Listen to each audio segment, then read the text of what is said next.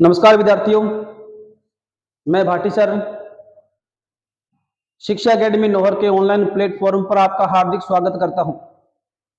कल हमने शुरुआत करी थी राजस्थान की कला संस्कृति के अंदर एक टॉपिक लिया था प्रमुख मेले, जिसमें हमने कुछ पढ़ा। पहले हमने 2 मेले पढ़े कि पहला मेला हमने कल कौन सा पढ़ा था। सबसे पहले हमने पढ़ा था कि राजस्थान के अंदर पुष्कर मेला पड़ा है ना। पुष्कर मेला हमने पढ़ा कि पुष्कर मेला कहाँ लगता है।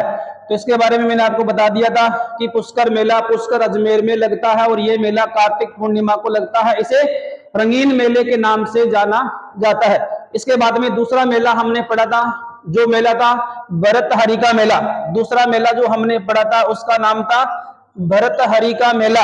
और भरतहरि का मेला हमने पढ़ा कि यह मेला सरिस्का अलवर में लगता है और इस मेले को कनफटे साधुओं का कुंभ कहा जाता है और यह मेला भाद्र शुक्ल अष्टमी के दिन लगता है। भरतहरि उज्जैन के राजा थे जिन्होंने अपना अंतिम समय सरिस्का अलवर में बिताया था, इसलिए सरिस्का अलवर को भरतहरि की तपोभूमि कहा जाता है। दोनों मेलों में खास बात क्या है कि पुष्कर मेला मेरवाड़ा प्रदेश का सबसे बड़ा मेला है, जबकि भरतहरि का जो मेला है यह मेला मत्स्य प्रदेश का सबसे बड़ा मेला इस मेले को कहा जाता है। उसके बाद में नेक्स्ट आज हम बात करते हैं अगला मेला। उसके बाद में देखो एक मेला है आपके जिसका नाम है मारवाड़ प्रदेश का सबसे बड़ा मेला। मेले का नाम है मारवाड़ प्रदेश का सबसे बड़ा मेला। तो मारवाड़ का सबसे बड़ा मेला कौन सा है? तो मारवाड़ का सबसे बड़ा मेला है बाबा रामदेव का मेला। कौन सा मेला है? बाबा रामदेव का मेला। तो यह मेला आपको ध्यान रखना है कि कहां लगता है। तो सबसे पहले कि ये मारवाड़ प्रदेश का सबसे बड़ा मेला है कौन सा? तो मारवाड़ का सबसे बड़ा मेला है बाबा रामदेव का मेला। बाबा रामदेव का मेला, यह मेला राजस्थान के अंदर मारवाड़ प्रदेश का सबसे बड़ा मेला कहलाता है। इस ध्यान रखना, ये मेला लगता कब है? तो बाबा रामदेव का मेला रामदेवरा रुणेचा जैसलमेर में लगता है। बाबा रामदेव का मेला रामदेवरा, या नामदेवरा का नाम हमें क्या भी मिल सकता है एग्जाम में? रुणेचा, क्योंकि रुणेचा का ही नवीनतम नाम रामदेवरा है और रामदेवरा का ही प्राचीन नाम रुणेचा था। तो जिला कौन सा आएगा? तो जिला आएगा यहाँ जैसलमेर, है ना। क्षेत्रफल की दृष्टि से राजस्थान का सबसे बड़ा जिला कौन सा? जैसलमेर। पंखों की नगरी किसे कहा जाता है? जैसलमेर। तो बाबा रामदेव का मेला रामदेवरा रुणेचा जैसलमेर में भरता है ना। तहसील अभी अगर पूछे तो ये मेला कौन सी तहसील में लगता है? तो यह मेला पोखरण तहसील में लगता है। कौन सी तहसील में लगता है? पोखरण तहसील। तो बाबा रामदेव का मेला रामदेवरा रुणेचा जैसलमेर में लगता है। कब लगता है? तो यह मेला लगता है भाद्रपद, है ना, भाद्रपद शुक्ल द्वितीया से लेकर, है ना, भाद्र शुक्ल द्वितीया से लेकर एकादशी तक लगता है। भाद्र शुक्ल द्वितीया से लेकर एकादशी तक बाबा रामदेव का मुख्य मेला रामदेवरा रुणेचा जैसलमेर में लगता है। इस मेले की बात करें कि इस मेले के उपनाम क्या है, तो सबसे पहले कि इस मेले को कहा जाता है मारवाड़ का कुंभ कहा जाता है। इस मेले को क्या कहा जाता है? मारवाड़ का कुंभ कहा जाता है। दूसरा इसका जो उपनाम आता है, इस मेले को कहा जाता है कामड़ जाति का कुंभ, है ना, कामड़ियों का कुंभ अथवा कामड़ जाति का कुंभ किसे कहा जाता है? तो कामड़ जाति का कुंभ बाबा रामदेव मेले को कहा जाता है, क्योंकि बाबा रामदेव ने ही कामड़िया पंथ की क्या करी थी? स्थापना करी थी। उसके बाद में अगला जो इसका उपनाम आता है, इस मेले को हिंदू मुस्लिम एकता का प्रतीक माना जाता है। हिंदू मुस्लिम, है ना, हिंदू मुस्लिम एकता का प्रतीक किस मेले को माना जाता है? तो हिंदू मुस्लिम एकता का प्रतीक बाबा रामदेव को इस मेले को माना जाता है। हिंदू मुस्लिम एकता का प्रतीक कहा जाता है। उसके बाद में आपको ध्यान रखना, इस मेले को सांप्रदायिक सद्भाव का मेला कहा जाता है। इस मेले को सांप्रदायिक सद्भाव, क्योंकि सांप्रदायिक सद्भाव का जो लोक देवता है वो कौन है? तो सांप्रदायिक सद्भाव का मेला बाबा रामदेव है, यानी कि सांप्रदायिक सद्भाव का जो लोक देवता है वो भी कौन है? बाबा रामदेव जी है। लेकिन ध्यान रखना कि सांप्रदायिक सद्भावना की जो लोक देवी है वो सचिया माता है, जिसका मंदिर ओसिया जोधपुर में बना हुआ है। ओसवाल समाज की वो कुल देवी है ना। ओसिया को राजस्थान का भुवनेश्वर कहा जाता है। तो सांप्रदायिक सद्भावना की देवी अगर आए तो सचिया माता है, और सांप्रदायिक सद्भावना का लोक देवता तो बाबा रामदेव जी है। लेकिन सांप्रदायिक सद्भावना का जिला अगर आता है तो अजमेर को कहा जाता है, और सांप्रदायिक सद्भाव का शहर है वो भी अजमेर को ही कहा जाता है। तो ये आपको इस जिले मेले के उपनाम ध्यान रखने हैं कि इस मेले को मारवाड़ का कुंभ कहा जाता है, हिंदू मुस्लिम एकता का प्रतीक कहा जाता है, कामड़ जाति का कुंभ कहा जाता है, सांप्रदायिक सद्भाव का मेला कहा जाता है, और पश्चिमी राजस्थान का सबसे बड़ा मेला है कौन सा मेला? बाबा रामदेव का मेला। अब इस मेले का सबसे इंपॉर्टेंट महत्वपूर्ण एक फैक्ट है कि इस मेले में कौन सा लोक नृत्य किया जाता है। तो इस मेले में किया जाने वाला जो लोक नृत्य है उस नृत्य का नाम है तेरा ताली लोक नृत्य। यह नृत्य कामड़ जाति की महिलाओं के द्वारा किया जाता है, और इस नृत्य के अंदर ध्यान रखना मंजीरा। इस नृत्य में कौन सा वाद्य यंत्र प्रयोग किया जाता है? मंजीरा वाद्य यंत्र का प्रयोग होता है, जो किस श्रेणी में आता है? घन वाद्य यंत्रों की श्रेणी में आता है। तो तेरा ताली नृत्य बाबा रामदेव की स्मृति में किया जाता है। तेरा ताली नृत्य का जन्म स्थान है वो पादरला गांव पाली है। ध्यान रखना अग्नि नृत्य का जो जन्म स्थान है वो है कतरियासर बीकानेर। तो ये आपको ध्यान रखना है। तो बाबा रामदेव का मेला दोबारा देखिए, रिपीट करता हूं कि मारवाड़ का सबसे बड़ा मेला तो बाबा रामदेव का मेला है। बाबा रामदेव का मेला रामदेवरा रुणेचा जैसलमेर में लगता है।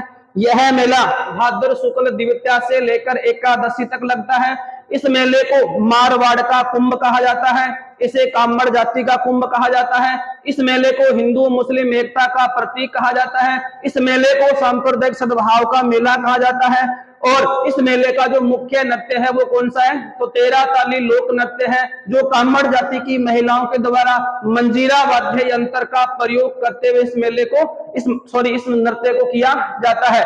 तो ये अपना मेला। नेक्स्ट देखिए दूसरा मेला। इस मेले के बाद में अगला मेला आता है हाड़ौती प्रदेश का सबसे बड़ा मेला। हाड़ौती यानी कि कोटा। चलिए नेक्स्ट मेला है अपना हाड़ौती प्रदेश का सबसे बड़ा मेला। हाड़ौती यानी कि कोटा, बूंदीवाड़ा और झालावाड़ के भूभाग को हाड़ौती क्षेत्र कहा जाता है, यानी कि कोटा संभाग। और हाड़ौती प्रदेश का जो सबसे बड़ा मेला है उसका नाम है सीताबाड़ी मेला। नेक्स्ट जो मेला है अपना उसका नाम क्या है? सीताबाड़ी मेला। तो सीताबाड़ी मेला कहाँ लगता है? तो सीताबाड़ी मेला सीताबाड़ी बारा में लगता है। सीताबाड़ी मेला सीताबाड़ी बारा में लगता है। यह मेला कब लगता है?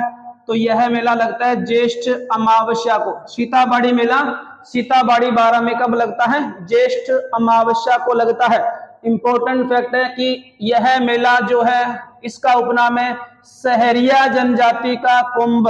किस मेले को कहा जाता है? तो सीताबाड़ी मेले को सहरिया जनजाति जो सर्वाधिक बारा के अंदर निवास करती है ना, सहरिया जनजाति का इसे क्या कहा जाता है? कुंभ कहा जाता है। तो इंपॉर्टेंट है सहरिया जनजाति का कुंभ किस मेले को कहा जाता है? सीताबाड़ी मेला बारा। यह मेला कब लगता है? तो ज्येष्ठ अमावस्या को लगता है। यह मेला कहाँ लगता है? तो सीताबाड़ी बारा के अंदर लगता है। ध्यान रखना सीताबाड़ी का मेला बारा में लगता है, लेकिन सीता माता का मेला ये प्रतापगढ़ में लगता है ना। तो नोट लगा के आपको यहाँ याद कर लेना है कि सीता माता का जो मेला है सीता माता का मेला प्रतापगढ़ में लगता है। सीताबाड़ी का मेला बारा में, सीता माता का मेला ये लगता है प्रतापगढ़ के अंदर, जो राजस्थान का 33वां जिला है। 26 जनवरी 2008। तो सीताबाड़ी मेला राजस्थान में सहरिया जनजाति का सबसे बड़ा मेला है, जो सीताबाड़ी बारा में लगता है, ज्येष्ठ अमावस्या को लगता है। इसे सहरिया जनजाति का कुंभ कहा जाता है, लेकिन सीता माता का मेला प्रतापगढ़ में भरता है। इस बात को ध्यान रखना। नेक्स्ट अगला जो मेला है अपना उसका नाम है वागड़ प्रदेश का सबसे बड़ा मेला। वागड़ प्रदेश का सबसे बड़ा मेला तो वागड़ यानी कि डूंगरपुर बांसवाड़ा। वागड़ प्रदेश का सबसे बड़ा जो मेला है उस मेले का नाम है बेणेश्वर मेला। कौन सा मेला? बेणेश्वर मेला। और ये मेला कहाँ लगता है? तो यह मेला लगता है डूंगरपुर के अंदर। डूंगरपुर में गांव है जिसका नाम है नवा टापरा। क्या नाम उसका? नवा टापरा गांव, डूंगरपुर के अंदर। नवा टापरा गांव डूंगरपुर में बेणेश्वर मेला लगता है। इस मेले को वागड़ प्रदेश का सबसे बड़ा मेला कहा जाता है।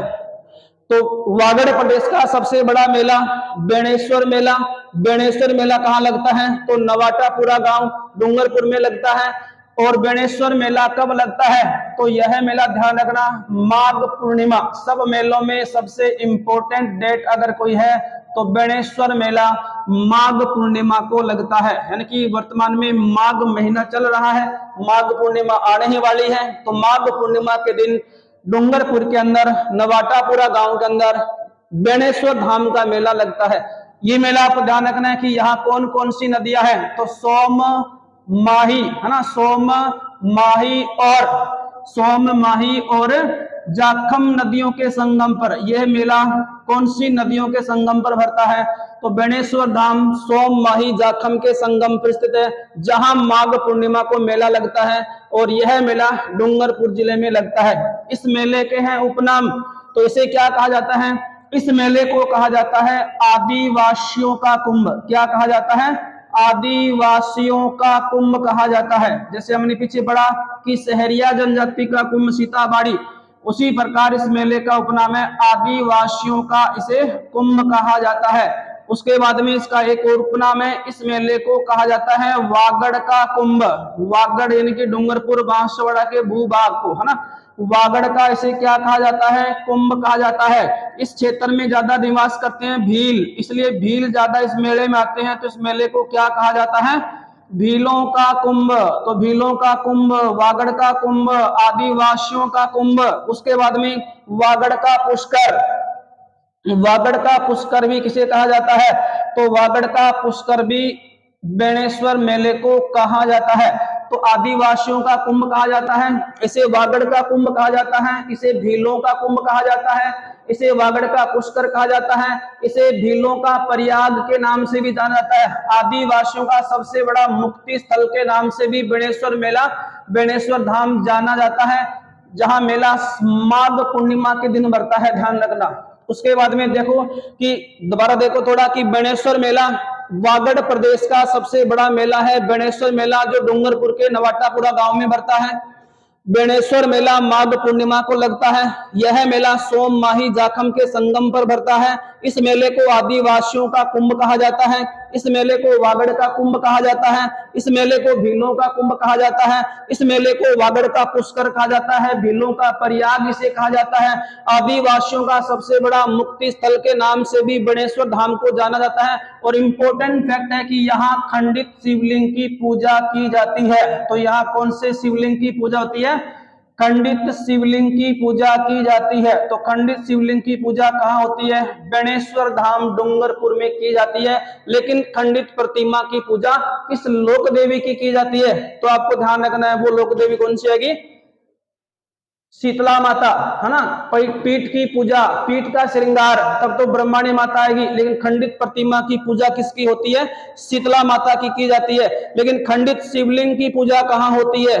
तो नवाटापुरा गांव डूंगरपुर के अंदर सोम माही जाखम के संगम पर, जहां ये मेला लगता है। बहुत ही शानदार है। अक्सर आने वाला क्वेश्चन है बेणेश्वर मेला कहाँ लगता है? डूंगरपुर में। उसके बाद में बेणेश्वर मेला कब लगता है? माघ पूर्णिमा। और एक ये नाम एग्जाम में छपता है कि आदिवासियों का कुंभ किसे कहा जाता है? बेणेश्वर धाम डूंगरपुर को कहा जाता है। ठीक है, चलिए नेक्स्ट देखो। इसके बाद में अगला मेला जांगल प्रदेश। जांगल प्रदेश का सबसे बड़ा मेला। तो जांगल प्रदेश का सबसे बड़ा जो मेला है उस मेले का नाम क्या है? कपिल मुन्नी का मेला। इंपॉर्टेंट मेला है ये भी। कपिल मुन्नी का मेला कहाँ लगता है? तो कपिल मुन्नी का मेला कोलायत बीकानेर में लगता है। कपिल मुन्नी मेला ये कहाँ लगता है? तो कपिल मुन्नी का मेला लगता है कोलायत। और कोलायत कहाँ है? बीकानेर। बीकानेर जिसे कहा जाता है ऊन का घर। ऊन का घर, है ना, ऊंटों का देश। ऊंटों का देश भी किसे कहा जाता है? बीकानेर को कहा जाता है। एशिया की सबसे बड़ी ऊन मंडी कहाँ है? बीकानेर। जूनागढ़ किला कहाँ? बीकानेर। तो राजस्थान में कपिल मुन्नी का मेला कोलायत बीकानेर में भरता है।